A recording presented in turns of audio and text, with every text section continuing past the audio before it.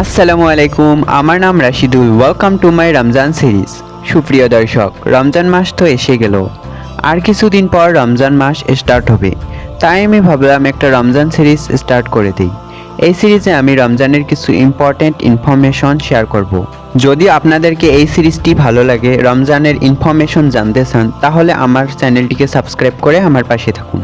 আজকে আমাদের রমজান সিরিজের টপিক হলো শবে কদর। এই ভিডিওটির মাধ্যমে আমরা শবে কদরের ফজিলত সম্পর্কে জানব। বেশি কথা না বাড়িয়ে আসল টপিকে আসা যাক। পরম দয়ালু করুণাময় আল্লাহর নামে আরম্ভ করছি।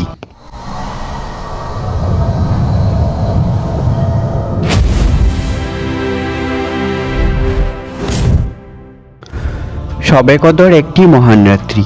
এই রাত্রির বরকত অন্য কোনো রাত্রিতে পৌঁছাতে পারে না। কুরআন শরীফে আল্লাহ পাক বলেন, শবে কদরের এক রাত্রি 1000 মাস হইতে সমান। অর্থাৎ অন্যান্য সময় 1000 মাস ইবাদত করিয়া যত নেকি পাওয়া যাবে, শবে কদরের এক রাত্রিতে ইবাদত করিয়া তার চেয়েও বেশি নেকি পাওয়া যাবে। হুজুর সাল্লাল্লাহু আলাইহি ওয়াসাল্লাম একদিন সাহাবাগণের মধ্যে বলিলেন যে, বনি ইসরায়েলের মধ্যে একজন লোক ছিল। তিনি 1000 মাস 83 বছর 4 মাস যাবৎ এমন কঠোর ইবাদত করিয়াছিলেন যে সমস্ত রাত্রি নামাজ পড়িতেন এবং সমস্ত দিন কাফেরদের সহিত যুদ্ধ করিতেন। এই ঘটনা শুনিয়া সাহাবাগণ আফসোস করিয়া বলিলেন, হায়, আমাদের এমন সৌভাগ্য কেমন করে হবে। এমন সময় জিব্রাইল আলাইহিস সালাম এই আয়াত নিয়ে আসেন, অর্থাৎ তোমরা যদি শবে কদরের এক রাত্রি রীতিমতো জাগিয়া আল্লাহর ইবাদত করিতে পারো, তবে বনি ইসরায়েলের 1000 মাসের ইবাদতের চেয়েও বেশি নেকি পাইবে। সুপ্রিয় দর্শক, হুজুর সাল্লাল্লাহু আলাইহি ওয়াসাল্লামের উসিলায় আমরা কতই না ভাগ্যশালী। অলসতা করিয়া কেউ হেলায় এই সুবর্ণ সুযোগ হারাইবেন না।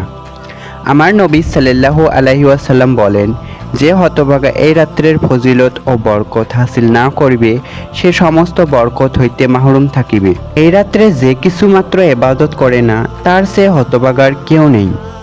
শবে কদর প্রত্যেক রমজানেই হয়, তবে আল্লাহ পাক শবে কদরকে লুকাইয়া রাখিয়াছেন, যেন বান্দা উহা তালাশ করিবার আগ্রহ রাখে, প্রেমিকাদের মতো অনুসন্ধান করে।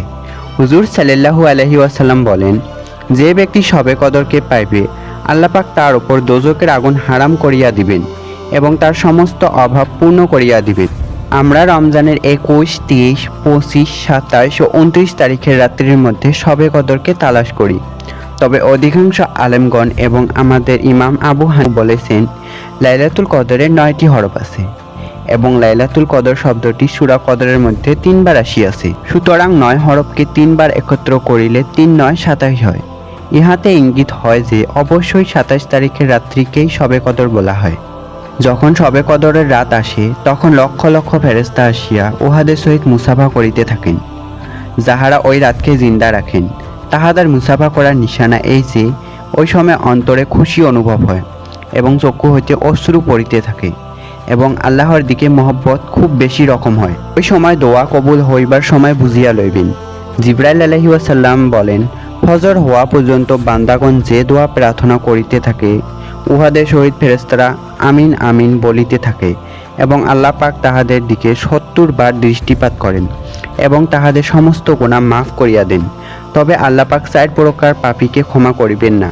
তাহারা হলো, নাম্বার 1, সর্বদা যে মদ খায়। নাম্বার 2, যে পিতা মাতার অবাধ্য থাকে। নাম্বার 3, যে আত্মীয় স্বজনকে পরিত্যাগ করে। নাম্বার 4, যে মুসলমানের সহিত শত্রুতা রাখে। তবে এই সব কাজ হইতে খাস তওবা করিয়া ক্ষমা চাইলে আল্লাহ পাক তাহাকেও ক্ষমা করিতে পারেন। আল্লাহ পাকের হুকুমে জিব্রাইল আলাইহিস সালাম শবে কদরে ফেরেশতাদের এক বিরাট বাহিনী লইয়া জমিনে অবতরণ করেন। সবুজ রঙের ঝান্ডা তাহাদের সাথে থাকে। উহা কাবা শরীফের উপর টানাইয়া জিব্রাইল আলাইহিস সালাম ফেরেশতাগণকে বলেন, তাহারা যেন প্রত্যেক ইবাদতকারীর সহিত মুসাফা করেন। ভোর পর্যন্ত এই অবস্থা চলিতে থাকে। সকালবেলায় তাহারা জিব্রাইল আলাইহিস সালামকে জিজ্ঞাসা করেন, হুজুর সাল্লাল্লাহু আলাইহি ওয়াসাল্লামের উম্মতের সহিত আজ রাত্রে কেমন ব্যবহার করা হইল? তিনি বলিলেন, মদখোর, পিতামাতার নাফরমান, আত্মীয়তা ছিন্নকারী, হিংসুক, এই 4 ব্যক্তিকে ছাড়া সকলকে ক্ষমা করিয়া দেওয়া হয়েছে। সুতরাং এই রাতকে সকলেই জিন্দা রাখবেন। কুরআন শরীফ তেলাওয়াত, দান সাদকা, দোয়া জিকির আজকার এবং কয়েক রাকাত নফল নামাজ পড়িবেন। নফল ইবাদত হিসেবে সালাতুল তাসবিহ নামাজ পড়িতে পারেন। সালাতুল তাসবির ফজিলত অপরিসীম। রাসূল সাল্লাল্লাহু আলাইহি ওয়াসাল্লাম আপন চাচা হযরত আব্বাস রাদিয়াল্লাহু আনহুকে বলেছেন, হে চাচা, এই নামাজের মাধ্যমে আল্লাহ তাআলা আপনার জীবনের ইচ্ছাকৃত অনিচ্ছাকৃত সাগিরা কাবিরা জানা অজানা সমস্ত গুনাহ মাফ করিয়া দিবেন। হে চাচা, এই নামাজ সপ্তাহে একবার পড়বেন, তা সম্ভব না হলে মাসে একবার, তাও সম্ভব না হলে বছরে একবার, তাও সম্ভব না হলে জীবনে একবার পড়বে। এই নামাজ 4 রাকাত বিশিষ্ট। এক সালামে এই 4 রাকাত নামাজ আদায় করিতে হয় এবং অন্যান্য নামাজের মতো যে কোনো সূরার দ্বারা আদায় করা যায়। এই নামাজে একটি দোয়া প্রতি রাকাতে 75 বার করে মোট 300 বার পড়িতে হয়। দোয়াটি হলো সুবহানাল্লাহি ওয়ালহামদুলিল্লাহি ওয়ালা ইলাহা ইল্লাল্লাহু ওয়াল্লাহু আকবার।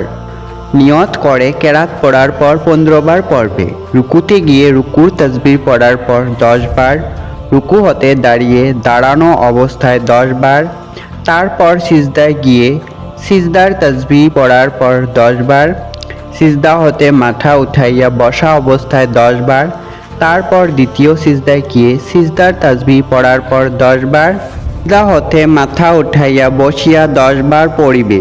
তারপর আল্লাহু আকবার বলে দাঁড়িয়ে এইরূপ দ্বিতীয় রাকাত পড়বে। দ্বিতীয় রাকাত শেষ করে বসে 10 বার দোয়া পড়িয়া তারপর আত্তাহিয়াতু পড়িবে। আত্তাহিয়াতুর পর আল্লাহু আকবার বলে দাঁড়িয়ে পূর্বের ন্যায় তৃতীয় ও চতুর্থ রাকাত শেষ করবে।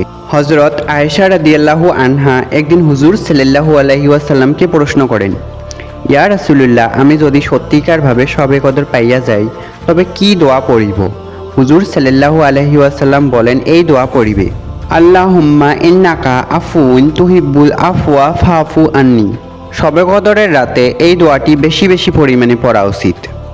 বন্ধুরা, শবে কদরের ফজিলত অনেক বেশি। আমাদের ভাগ্যে যদি শবে কদর আসে, ইনশাআল্লাহ আমরা এই ফজিলতগুলো মিস করব না। নেক্সট আমি রমজান রিলেটেড কোন টপিকের উপরে ভিডিও বানাবো কমেন্ট করে জানাবেন।